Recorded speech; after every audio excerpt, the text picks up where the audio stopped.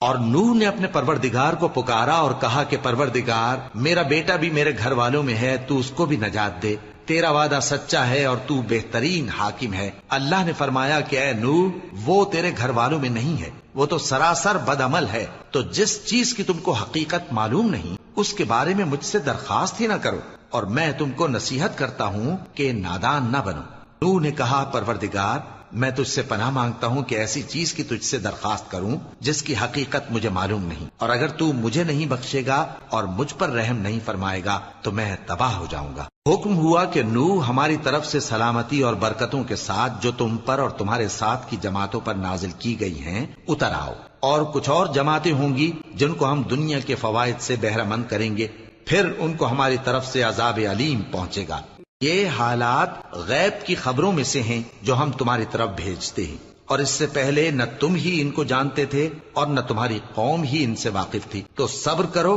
کہ انجام پرہیزگاروں ہی کا بھلا ہے۔